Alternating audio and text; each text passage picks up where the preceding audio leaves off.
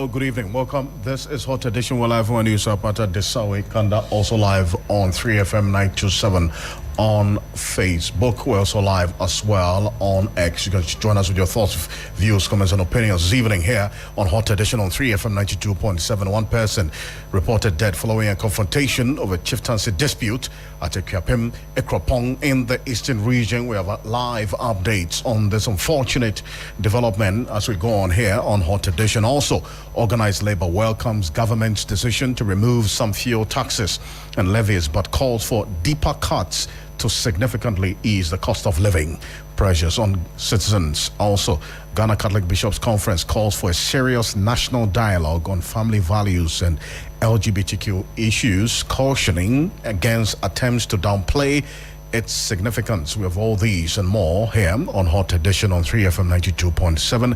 I'm Alfred Ocansey. Let's settle for a summary of the news now, getting some details from the queen of the moment.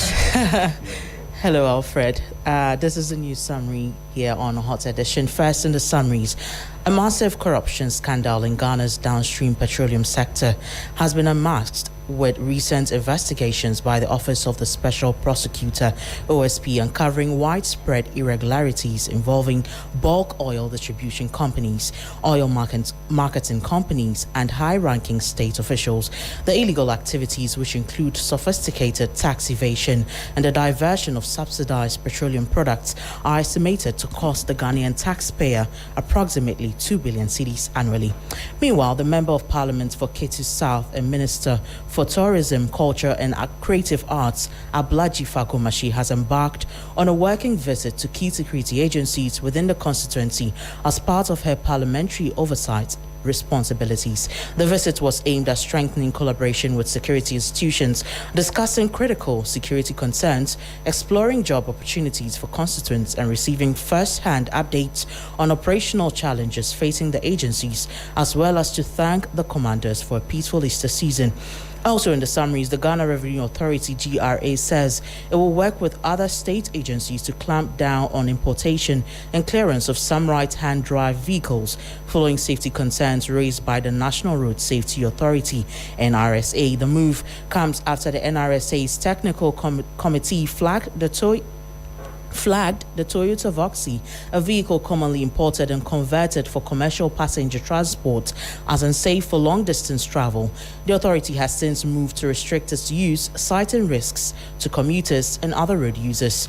Also, the Minister of Foreign Affairs has informed Ghanaian travelers to the Shenzhen area about the gradual rollout of the European Union's new entry-exit system, EES, a digital border management framework designed to replace traditional passports stamping with automated biometric checks. In a statement issued in Accra on Thursday, April 9, 2026, the ministry explained that the system, introduced under Regulation EC number 2017-2226, began phased implementation on October 12, 2025, and is expected to be fully operational by April 10, 2026. And finally, Ashanti Region's water security is facing a growing threat as two of the main treatment plants supplying the greater Kumasi metropolis are gradually being choked by silt and heavy pollution of plastics. According to the management of the Ghana Water Company Limited, the Owabi treatment plant is already 75% clogged with fine sand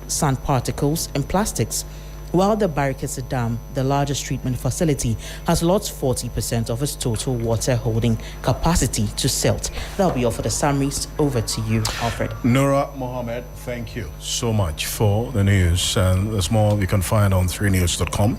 Make some time and visit 3news.com. This is Hot Edition. We're live as well on 3FM 927 on Facebook.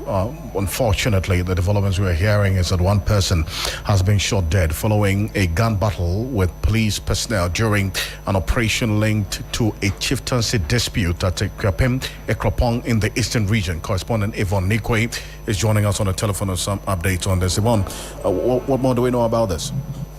Well, Alfred, what more we know is that the police in the eastern region has confirmed the death of one of the suspects in the course of the arrest today.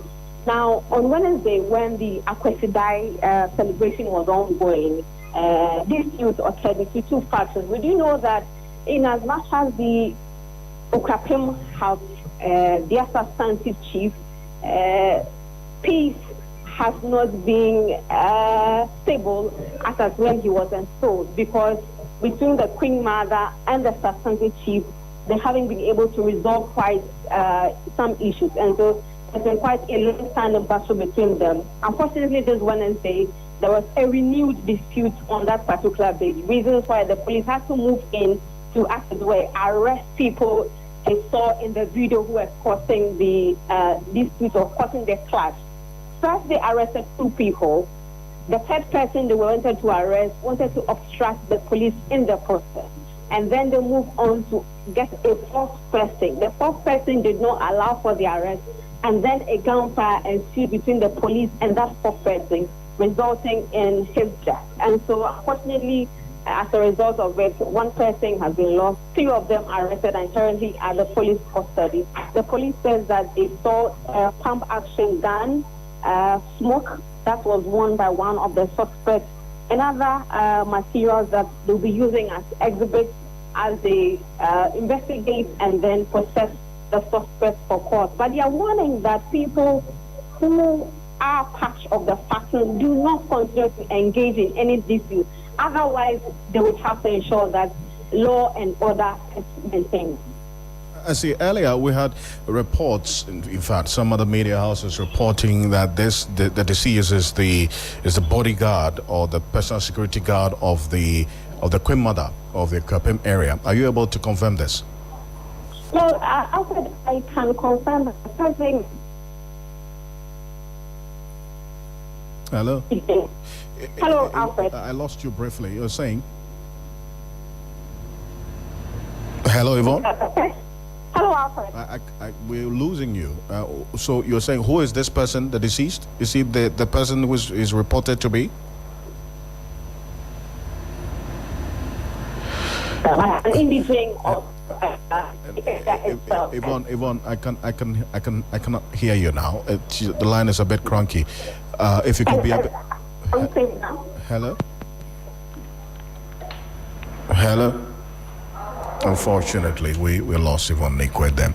We'll try to raise her back on the telephone and get some updates on this here. Hot edition on 3FM 92.7. We're also on Kesmi 107.1 in Tamale. We're live on W93.5 in Wa and beyond. You're hearing now the confirmation of 1 person who's been shot dead following a gun battle with police personnel during an operation linked to a chieftaincy dispute at Kapim Ekropong in the Eastern region. Yvonne Nikwe, who's an Eastern regional correspondent, is at the scene of this incident, giving us updates on the latest developments so far. Yvonne, I was asking if the reports that the deceased is the personal security guard of the Queen Mother of Kapim is true. Well, Alfred, per my own findings, the person who has died is not a confirmed bodyguard of the Queen Mother, but of course an individual of the area belonging to a faction. We can as well say that safely he belongs to the faction of the Queen Mother, but not a bodyguard of the Queen Mother. And does it go by the nickname Dragon, as has been reported? That is a fact. We do know that he goes by the nickname Dragon. All right. Yvonne, thank you so much for this update. Appreciate you. Yvonne Nikwe there is our Eastern Regional Correspondent on this rather unfortunate development. We'll keep an eye on this one. We'll be updating you as we go on here on Hot Edition on 3FM 92.7. Organized Labor has welcomed government's decision to reduce fuel taxes and levies, describing it as a step that could bring some relief to workers across the country. However, labor leaders say the reduction must be more significant to have a real impact on the rising cost of living. The development follows a directive by President John Dramani Mahama after an emergency cabinet meeting yesterday, instructing the ministers for finance and energy to remove selected taxes and regulatory margins on petroleum products. The move is aimed at cushioning consumers against recent fuel price hikes, driven largely by global tensions and supply disruptions. Speaking exclusively to our Labour Affairs correspondent, Daniel Opoku, in Accra, Labour leaders advocated a substantial reduction in fuel prices to ease the financial burden on workers. And this is what they had to say. think it's a good thing to be done. But I thought that the president could have come straight ahead and made a decision. But we are in democracy, and maybe I think he has to also allow his cabinet to take part in the decision making. So it's not bad. Let's see what the finance minister and the energy minister will come out with. I don't know the actual taxes that are in the bill that they want to take, but we pray that something substantial should be done so that it's a positive impact on the Ghanaians and the Ghanaian workers, or those who use fuel in this very country. Look, the president has taken a decision because of the ongoing crisis in the Middle East. That's the reason for us to see. But do you think to have any positive impact on the Ghanaian? Yeah, surely in Ghana, fuel fuel is everything. The moment fuel prices goes up, everything is affected. So if he's able to do something to reduce the price a little, I think it will also have some positive impact on Ghanaians. So it's a good attempt, but we pray that in practical terms they're able to do something. Now, there's a portion of the system which says that government, the ministers they are not going to get their allowance have been cancelled and all that. Just everybody should sacrifice. No, I think that this directive, I thought it's a directive that came some long time ago. I thought it's being implemented, but if it's not being implemented, my fear is that you don't have to also make a decision that will affect the performances of our ministers and the senior ministers and the rest, because people have to use fuel in their cars and run up and down when they are doing their work. I think they thought through what will be the impact that before bringing the directive. But if it's not being implemented, I think it should be implemented. But they should make sure it doesn't affect the effectiveness of our ministers and the senior. Everybody needs some kind of protocols to actually work with. But when it's being abused, that is where I think that directive is very important. So it should be implemented. My final question to you: so you believe that the earlier question I was with regard to reducing the tax, you want to see something substantial? Yes. Want to see something substantial? I should see something substantial. If 2 or 3 taxes are removed from the price build-up, definitely the price should also be reduced. So let's hope that something substantial is come out of this directive, and Ghanaians will feel it. Ghanaians will feel the reduction or something of that sort. But in case some things normalize, are we not likely to see an increase? In Ghana, anything at all can happen. Now that the prices have increased, that's why this directive has come. So let's see when the prices are stabilized. Let's see what another directive that will come from the president. But as a union leader, what I will call for is that workers and Ghanaians must be relieved a bit. I mean, they must have some benefits being citizens of this very country. So any positive decision that we make by the government, by the president, by whoever, should be something that benefits the citizens and workers at large. So that's Joshua Ansah, who is Secretary General of the Trade Union Congress, while the Ghana National Association of Teachers believes the revision of petroleum taxes will bring immediate relief. It is, however, worried about the long-term impact on the economy. And this is Thomas Musa Tanko, is General Secretary of the Ghana National Association of Teachers on this. If there is any reduction now, for me, it's good. It will cushion the Ghanaian worker. The sachet water that was not increased is also good. Because in our days, we drink water directly from the tap. That is correct. We don't bother ourselves with that sachet water. No, we drink directly from the tap. Today, we are more shifted to sachet water. Go to any home. It is the rubber and all that. So we need to commend the government, but these things are not sustainable. You see, these kind of interventions, they are not sustainable. Why? Because you see, we need money to develop. The monies that could have gone into other developmental areas, it is that money that is going to put on the altar of sacrifice. Some resources will have to be sacrificed. I'm telling you. Assuming we go and take off the taxes from the petroleum and all that, Are we not sacrificing some kind of investment returns that could have helped us do one or two things? Yes. Thomas Musa Tanko is General Secretary of the Ghana National Association of Teachers, not them. Let's go on to the telephone lines now. And Godfred Abubere is General Secretary of the Ghana Private Road Transport Union, GPRTU. Abubere, good evening. Thank you for joining us here on Hot Edition. Good evening, Alfred. Great. You were waiting for the outcome of this emergency cabinet meeting on this matter of the fuel price increases yesterday. Now we know what the decision is. Government has communicated a review, in fact, a removal of some taxes and levies on the price build-up so as to bring some cushioning to the consumer and essentially you, the transport operators as well. This has come to you as some good news. Yes, it is good news to some extent, but not holistically. It is good news. The government that has decided to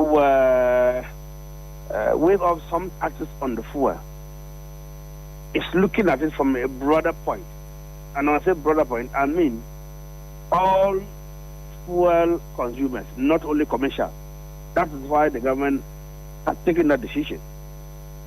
But if it was an issue of looking at only commercial operators and only, we had indicated early on that the moment floor fares goes up, it shoots inflation up. And when inflation goes up, what we may be achieving from the little increment on the lower fares would definitely then be tarnished by the sharp increment of almost every commodity in Ghana.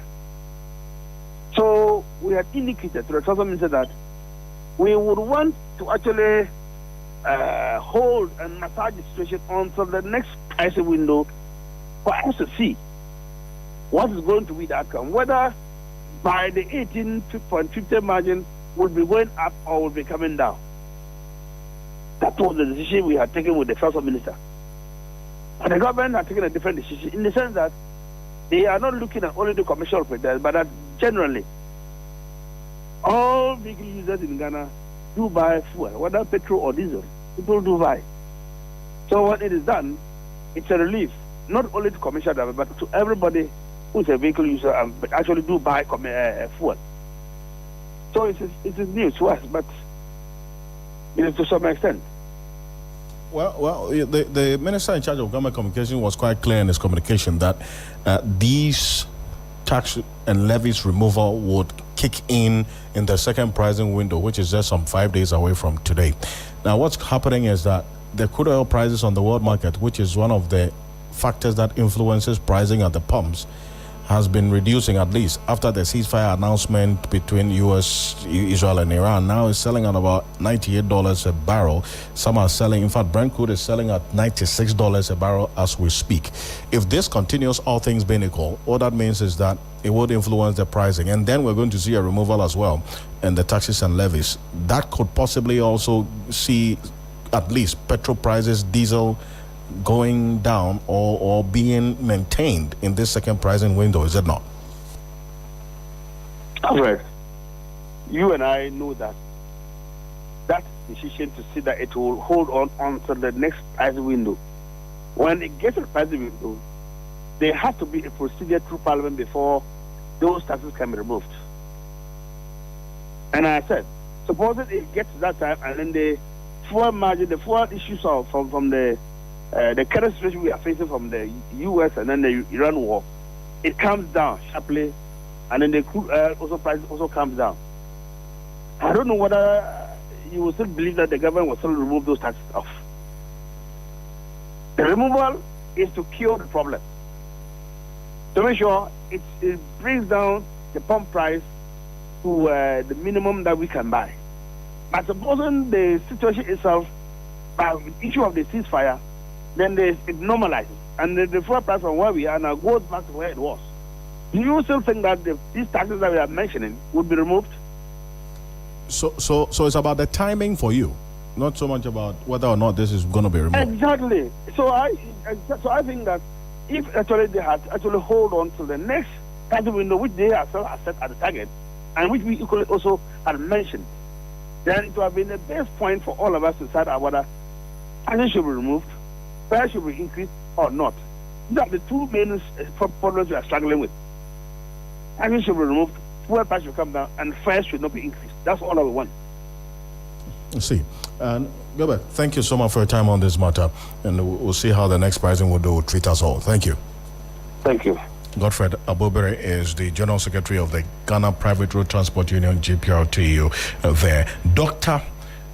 Ofori is the Chief Executive Officer of the Chamber of Bulk Oil Distributors, and you heard the GPRTU General Secretary talk about what goes into the pricing window for the next pricing window. As we're seeing now, there are a number of factors that it's taken into consideration when fuel prices are actually being put up on at the pumps. As we see it, the currency, that is how the cedi is faring against the dollar, because we import petrol and diesel into the country.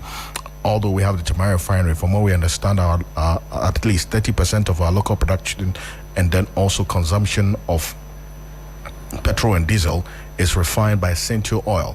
This is the Central refinery at Tema, the privately owned, Chinese-owned Central refinery. And then the Tamari refinery also refines about 10% of our local consumption of petrol and diesel. The rest is imported. Now, with the importation, we need the dollar. And so how the cedi is faring against the dollar is important in the scheme of things, in pricing of petroleum products at the pumps. Then we have also the crude oil prices on the world market, which is currently, we're reducing now with speed at least, from about $120 now to about $96 per barrel as a result of the ceasefire between US, Iran, and also Israel. Then the final is the taxes and levies on the price build-up. That is what you're seeing on Facebook right now as we're putting all of these three components that influences pricing at the pumps. The taxes and levies is what government has indicated that they're going to reduce or remove some of the taxes and levies. We have the energy debt recovery levy, road fund levy, energy fund levy, the One City Development levy, and then also price stabilization and recovery levy, as well as the margins on the price build-up. And all of that will be subject for review. This is Dr. Ofori when I spoke to him earlier regarding this announcement by government and how the Chamber of Bulk Oil Distributors is receiving it. Well, I'm not surprised, judging from the previous engagement that we've had with both the Finance and the Energy Ministry as sector players. Definitely, government per their various scenarios that they were managing were going to intervene at a certain point in time. But as to where they were going to get that is what we need to hope it covers both the margins and then also the taxes as specified in the communique. So we'll be keen monitoring to see which of these taxes are going to be taken off and what percentage of the various margins are going to be taken off, so that it does not also create another problem, especially those margins that seeks to manage certain operations. Right. See, and to the extent that we have just 6 days for the next pricing window in the month of April to kick in.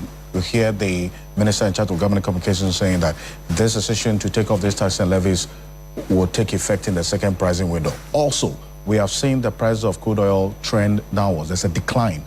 Now it's about between 88, 85. So we've been reading $90 at some point today. Is that going to influence the pricing in the second pricing window? Are we going to see a reduction in the price of petrol and diesel because of all of these dynamics, the removal of the taxes and levies, the crude oil price on the world market also declining from where you say? Once by close of Friday and then also by 13th of April, we pick the numbers and it continues going down this trend. Obviously, the consumer is going to benefit from that because, like I always mention, petroleum pricing is the most transparent and the most objective commodity that is priced in the country, because you have the regulator, the competition within the sector, and then also a formula that everyone, when you put it in your spreadsheet, you're able to arrive at how prices are going to be. All right, we'll look out for it, Dr. So that's Dr. Patrick Ofori. He is the Chief Executive Officer of the Chamber of Bulk Oil Distributors there. Earlier, the Minority Caucus in Parliament welcomed government's decision, but is calling for specific tax components that would be scrapped. Colin Sadumako Mensah is Deputy Ranking on the Energy Committee of Parliament, and he addressed the press earlier today. Ghanaian consumer is a welcome. We in the minority thought that this decision should have been taken long time ago. And you just played a recording of my press conference that was held 3 weeks ago before we rose from Parliament. We were very clear in our mind that on the basis of what we were experiencing on the international market, government should have taken this decision sometime last 3 weeks. But better late than never. We've been told that they intend to suspend some of the taxes and levies. They were not clear about specific taxes and levies to be suspended. And I'm sure as my good friend Felix read out, the ministers of finance and energy will be coming out clearly to give us the specific levies and taxes. Very well. A long time ago. In fact, we opposed the 1 Ghana cedi introduction in the first place. So that is the first one. The second one has to do with sanitation tax. If you recall, my very good friend, the finance minister, Dr. Forson, whilst in opposition, indicated that one of the taxes he claimed to be nuisance tax was the sanitation levy. And so we also expect that the sanitation levy will be taken out. These were the two that we raised. These were the two things that we brought up. And so that would be our expectation. It would. At this point, any amount is welcome. I mean, 1 Ghana cedi out in the build-up that you showed on your screen is quite significant. And if you take out the other sanitation levy, which is about 10 pesos, that is also quite significant. And I'm sure consumers will be very, very appreciative of the fact that government will take that decision. I've listened to GPRTU. I've also heard other well-meaning Ghanaians calling for the taking out of that 1 Ghana cedi. Well, government is also making some extra revenue from this whole crisis. Don't forget that in the budget, if you look at page 100 or so, government indicated that crude oil will be selling, they projected $76.2 per barrel. Don't forget that Ghana is also a net exporter of crude oil. We also produce crude oil here. So now that crude oil is hovering around 95, 99, at a point in time it went above $100. Government is going to rake in some extra revenue, which they did not anticipate. We have put the value at about 8 billion within the year, extra money. So taking off the 1 Ghana cedi is not going to be helpful. I'm sure the other revenue that is also accruing to government will be used to plug that hole. That's Colin Sadumako Mensah, is a Deputy Ranking on Parliament's Energy Committee, sharing his view there. So live here on Hot Edition on 3FM 92.7. We're also on Kesme 107.1 in Tamale and beyond. We're live on W 93.5 in Wa and beyond. Away from that, that's on the 9th of April 2026.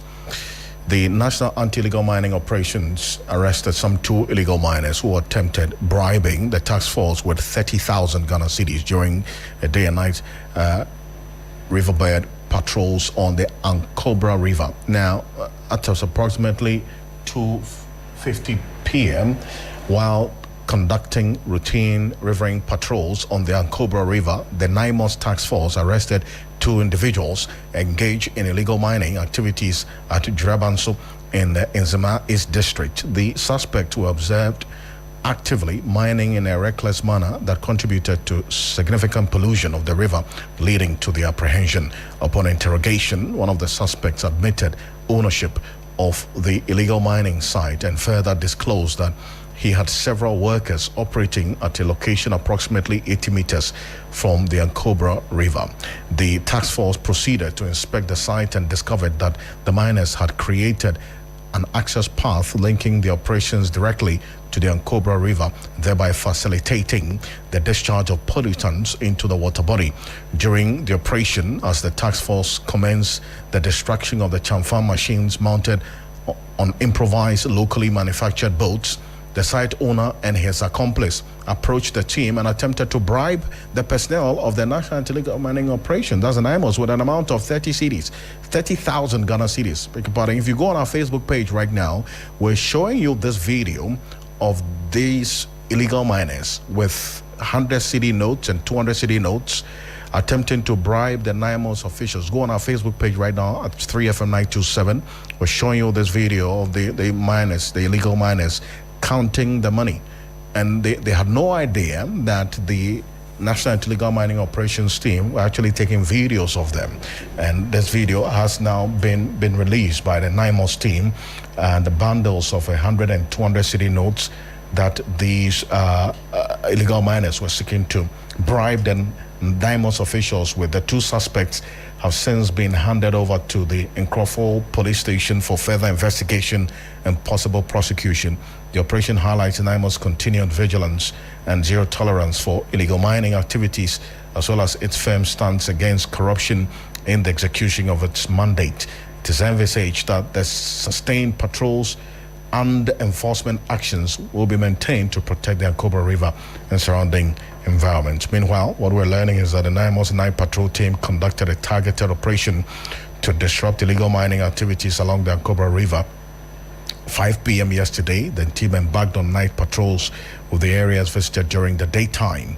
The night action followed NIMOS observation of recent shift in the patterns of illegal miners who have increasingly resorted to conducting their activities under the cover of darkness along the Ankobra River. The NIMOS task force also adopted a revised strategy to include sustained night patrols along the river, the newly deployed military speedboats. So that's what's happening right now regarding this particular development. We'll keep an eye on it. If you go on our Facebook page right now, at 3FM927, we're showing you videos of the NIMOS operations when they burnt these Chanfang machines, set them ablaze, and then also the video that captures these illegal miners counting money, 100 cedi and 200 cedi notes, bundles of them, attempting to bribe the NIMOS officials. We'll be back shortly after this quick break here on Hot Edition with some more of the news. Stay with us. Every woman deserves hair that looks and feels amazing.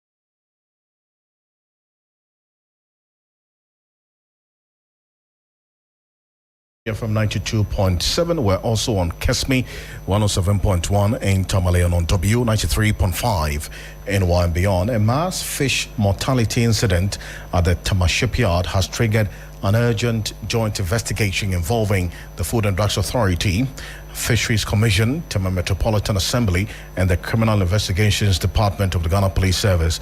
The incident was first detected in the early hours of April 6, 2026, when security personnel observed large quantities of dead fish within a 50-meter radius of the main unloading ramp at the Tema shipyard. In response, the Ghana Health Service, through its Tema Port Health Unit, has led a coordinated effort to assess the situation and safeguard public health. Authorities say interim containment measures have been activated and are being strictly enforced to prevent the illegal harvesting and distribution of the dead fish by nearby fishing communities, an act that could pose serious health risk. Let's hear from Roderick Dadia J, who is the Deputy Chief Executive of the Food and Drugs Authority in charge of the Food Division. I spoke to him on Ghana Tonight last night on this matter. So what we came across, it was whole fish. I mean, as it was, not rotten. But I mean, it was quite curious to see such amount of fish. The information we got from the security people at Tema was just as we saw, that they had kind of heaped into a certain corner. I mean, it was spread over some area, but I mean, they were sort of heaped.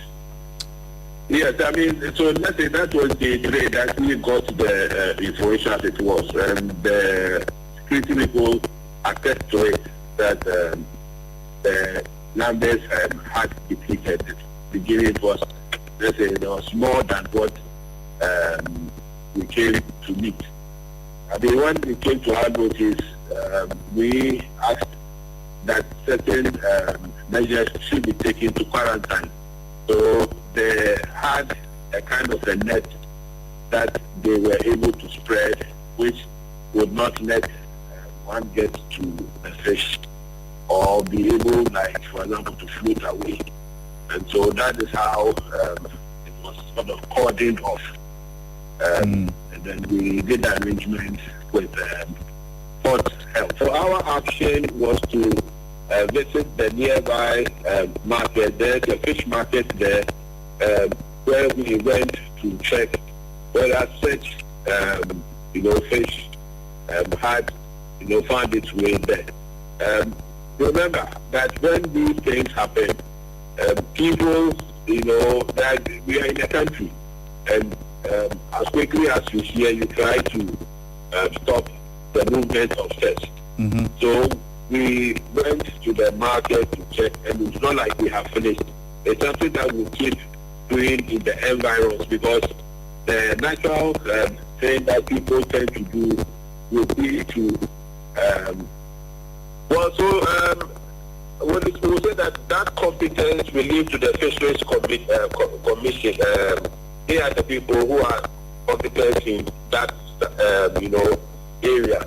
But for what we saw, they were uniform as it was, and therefore it was even, we were thinking probably could it be? We don't know what the truth is, that the investigations are going on. Fisheries Commission won't find out. It's very interesting when we are dealing with you, the media. I mean, for us, our primary concern was that we don't know what killed the fish, and ours is to ensure that it doesn't get into the system. As to, for me to give you a breakdown into the biology science, it is how quickly the FDA and this sister institution has been able to work and be able to get and put away the fish that we saw. And I think that is of concern. As to the biology of what is there and the types that are there, in due course, as the investigation goes on, the Fisheries Commission will let us know. Well, so that's Roderick Dadia J, who is the Deputy Chief Executive Officer of the Food and Drugs Authority in charge of the Food Division. Let's now speak to fish pathologist Dr. Peter Zida for further insight on to. Good evening. Thank you for joining us. Unfortunately, we lost Dr. Peter Zida. There is a fish pathologist to give us some details on this here on Hot Edition on 3FM 92.7, also on Kesme 107.1 in Tamale. We're live on W 93.5 in Wa and beyond. Your thoughts and views, comments and opinions are welcome at 3FM 927. Read out to you and to the rest of the world. And this is a matter that has generated quite some concern, especially amongst you, the members of general public who have been also asking questions about exactly what type of fish that this is, and then also what you should be looking out for. And that's what I sought to find out from the Deputy Chief Executive Officer of the FDA in charge of the Food Division, giving details of this finding yesterday, because admittedly, as he did indicate, some of this fish, dead fish, had found its way onto the market because the quantity that, according to the port officials, they had or observed the day before this was discovered had reduced. So what that means is at least some of it had been taken or had found its way onto the market. Let's have a conversation now with Dr. Peter Zida, a fish pathologist. Good evening. Hello, Dr. Zida, good evening.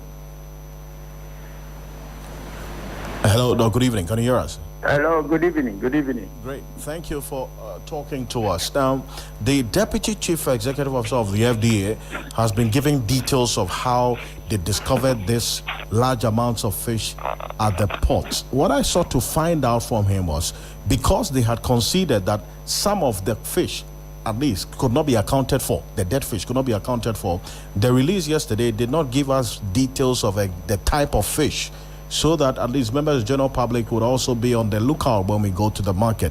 Is it one of concern to you as well? Is it what? I was asking if that's of concern to you as well, that the release did not give details of the type of fish, so that the members of the general public would also know. It's of concern. It's of concern. And what should be the next phase of the communication at least from the FDA and the Ghana Health Service regarding this particular development? Why are you calling the FDA here? In this country, we have a department that oversees animal diseases, both terrestrial and aquatic. The veterinary service is there. That is why veterinarians have been posted to the Fisheries Commission to help in doing this. And anytime people stand up with Ghana Health Service, this thing, we need to know the cause of death. And then before we start going to look at the public health risks, because the cause of death will relate to the public health risks, isn't it? Right. Hello? Yes, I can hear you clearly. So I just want to tell you that fish kills in the open ocean happen as a result of mostly as a result of climatic conditions, environmental factors like depletion of oxygen, algal blooms, pollution, and even habitat change. Habitat change could come as a result of maybe we pushing in a lot of rubbish into the seas, and then it changes the nature of the sea, and this could lower the oxygen intake for the fishes, and then they die. The rising temperatures and all those things can cause the fishes to deorientate them, and then they can die. Right. Let's see. Hello? Yes, I can hear you clearly, Doc. These are the major causes of what happens in the open sea. So, what happens in the ponds is different, and what happens in the open sea is also different. So identifying the cause of death is as critical as also getting to know whether it's going to be injurious to the health of the public or not. Of the public, and then of the public. It's very important. And it's been about 48 hours now. Should we have known the cause of death by now? We could get the suspicion of it. What happened in the... You see, in Ghana, unfortunately, I've worked and I've suffered these things a lot. The coordination, that doesn't happen. And when things happen, things are not reported to the appropriate quarters. Do you understand it? Yes, so, creates a lot of problems about institutions. So, the cause of death of the fish, what caused the death? If it's an environmental factor and it's not as a result of algal blooms, as well as the red tide, which could be poisonous to human health, no problem. But then, diseases come also as a result of the environmental factors. Do you understand it? So it is very good you know the cause of death, because you need to do a post-mortem, or even visual watching it, you can tell what really is trying to kill the fish. Do you understand it? Then you can relate it. I mean, in medicine, we do things step by step. Do you understand it? Yes. Because I was reading the news too, and I was surprised, because this thing happened some time ago, and when we said environmental factors, people were complaining. People were saying that diseases don't come just like that in the open sea. They come mostly, you see them mostly when there is a fish culture situation. That's my experience, and that's what I know from the books, you know.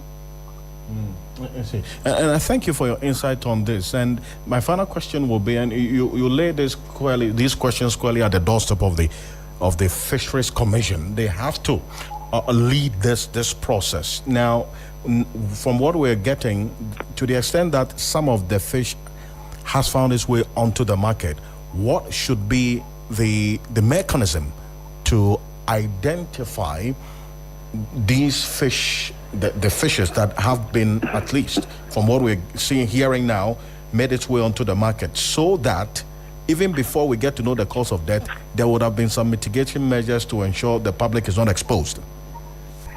You see, all these things comes to education first. Why should people rush to be collecting these things and be selling? There are a lot of things going on through our food system, and it is because our food system starts from somewhere instead from the base. You see, in defining food safety, we say from farm to fork, or from plow to plate.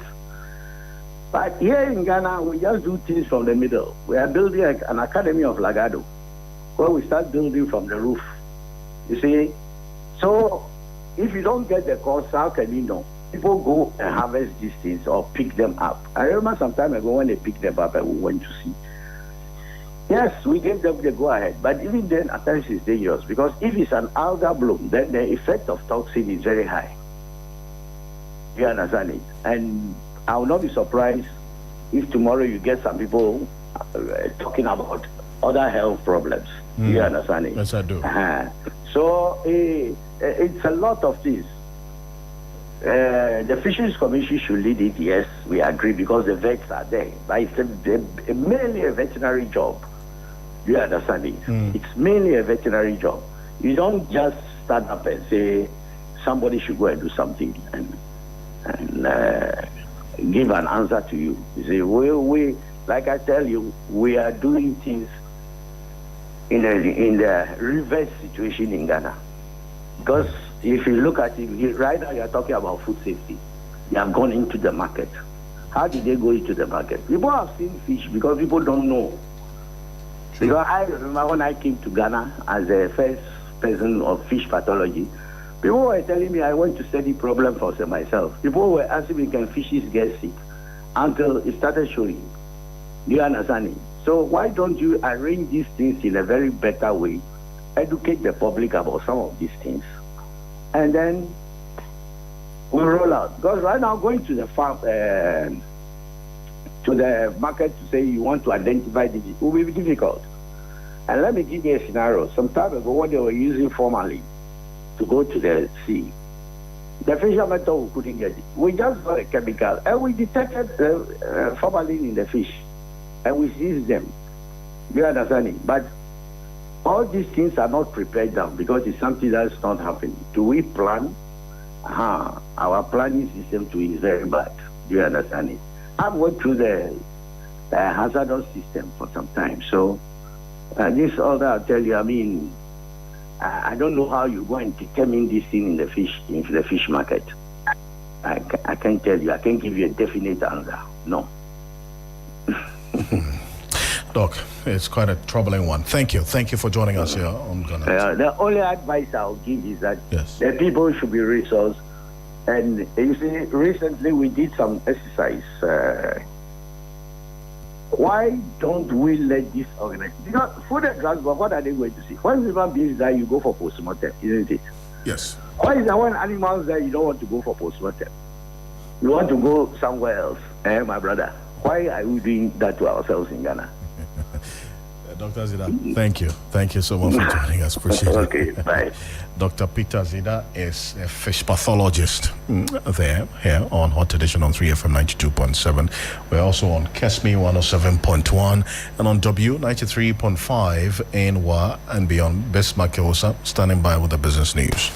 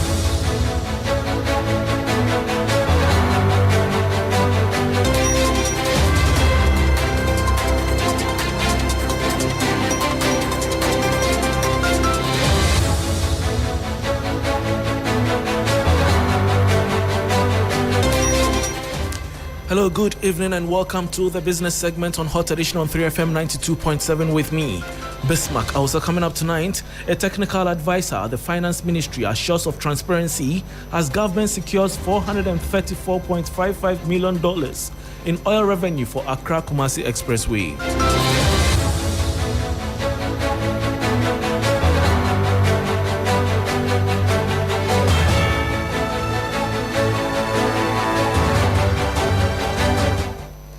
Thanks for your company. Now to the details. Government has earmarked and transferred approximately $434.55 million in oil revenue to support the development of the Accra-Kumasi Expressway.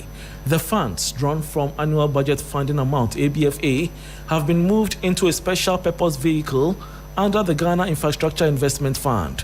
Speaking to the Public Interest and Accountability Committee, PIAC, technical advisor at the Finance Ministry, Dr. Theo Champong, confirmed that while the money is secured at the Bank of Ghana, it remains undisbursed, pending the conclusion of vital preparatory work.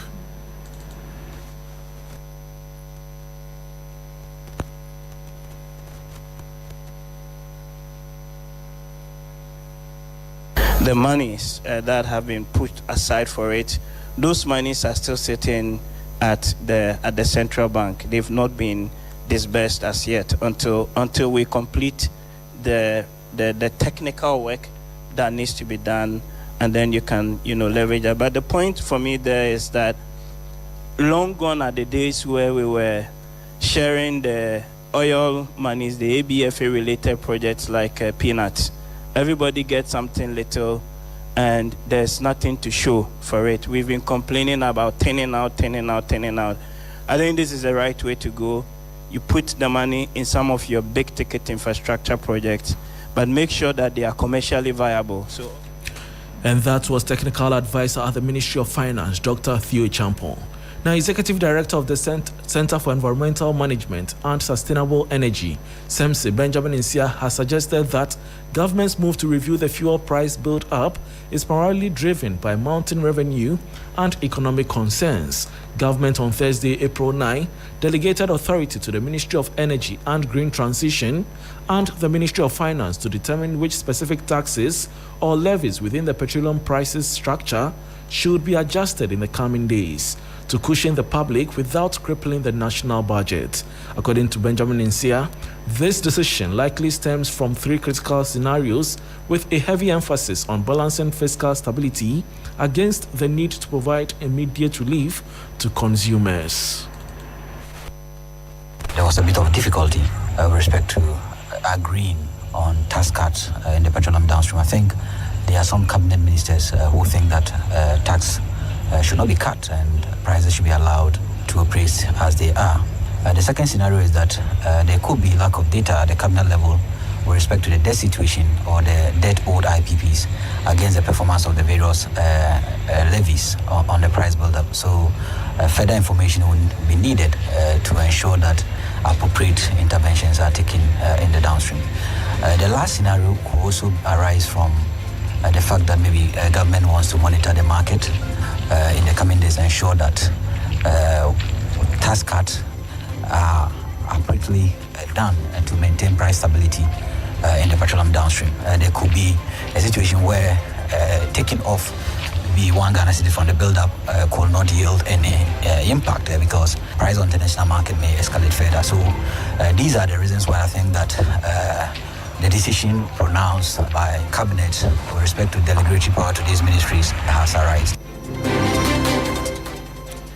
And that was Executive Director of SEMSI, Benjamin Insia, bringing us to the end of the business segment on Hot Edition on 3FM 92.7 with me, Bismarck. Also, for more business stories, please check out our website, 3news.com. Andrew Sefa is here for sports news. Please stay.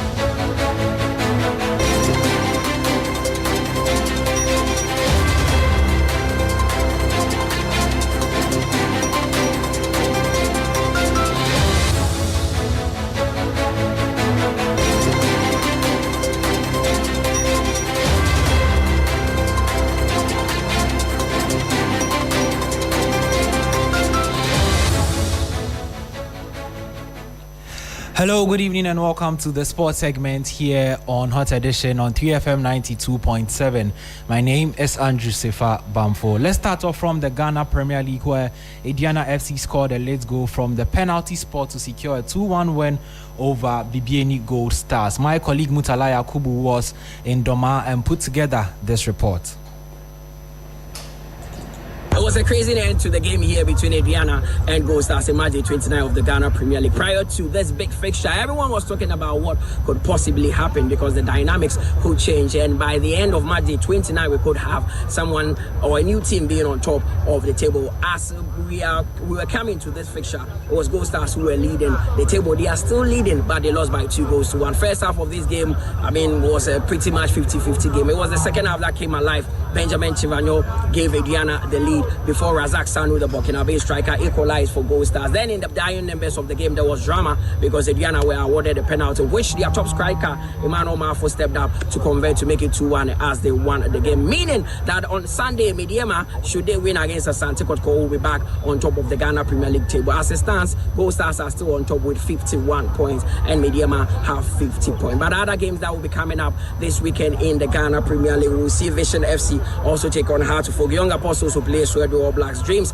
against 11 Wonders. Nations will play Holy Stars with Karela Atamale also hosting Heart of Lions. And Samatex at the Insensio will come up against Brekum Chelsea. But on Sunday will be the TNA Stadium because Mediema will be playing at Asante Kotoko. Will be live on TV3 and on your TV. Coverage starts at 2:30. Do make a date with us.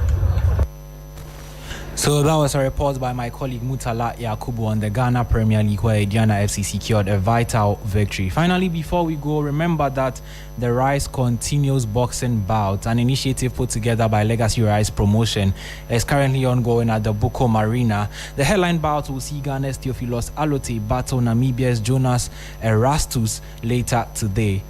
That's how we draw the curtains on Hot Edition here on 3FM 92.7. My name is Andrew Sefa Bamfo. For more updates in the world of news, business, and sports, do join us same time next week.